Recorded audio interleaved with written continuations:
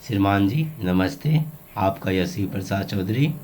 आज माध्यमिक न्यूज़ रे में डॉक्टर राम कुमार वर्मा द्वारा रचित एकांकी दीपदान का उद्देश्य प्रस्तुत करने जा रहा है। प्रश्न, दीपदान एकांकी के उद्देश्य को स्पष्ट कीजिए। उत्तर शीर्षक, दीपदान एकांकी का उद्देश्य हर गौरवमय इतिहास महान बलिदानों की बलिवेदी पर ही होता है।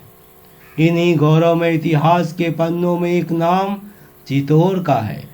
डॉक्टर राम कुमार वर्मा ने इसी चित्तौड़ की ऐतिहासिक पृष्ठभूमि पर दीपदान शीर्षक एकांकी की रचना की है।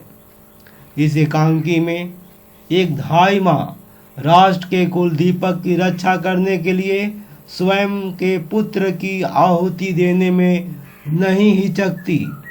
इस प्रकार यह एकांकी आत्मत्याग और राष्ट्र के लिए सब कुछ निछावर कर देने की महान प्रेरणा देती है।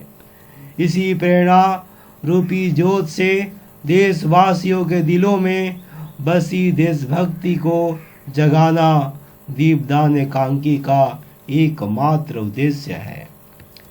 चित्तौड़ के सिंहासन पर निष्कंटक राज करने की लालसा में स्वर्गीय महाराजा सांगा के भाई पृथ्वीराज का दासी पुत्र बनवीर ने नाच गान के साथ दीपदान का उत्सव करवाया ताकि नगरवासियों का ध्यान इस नाच गान के त्योहार में लगा रहे, और ऐसा ही हुआ।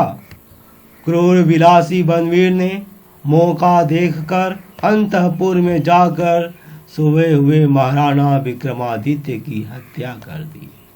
उसके बाद वह राज्य का उत्तराधिकारी स्वर्गीय महाराजा सांगा का सबसे छोटा पुत्र 14 वर्षीय कुंवर उदय सिंह की हत्या करने के लिए अपनी नंगी तलवार लिए चल पड़ा। लेकिन कुंवर उदय सिंह का संरक्षण करने वाली धाई माँ पन्ना ने अपने 13 वर्षीय पुत्र चंदन को उसके बिस्तर पर सुलाकर उदय सिंह को सोए अवस्था में कीरत बारी के सहयोग से महल से बाहर सुरक्षित भेजवा दिया।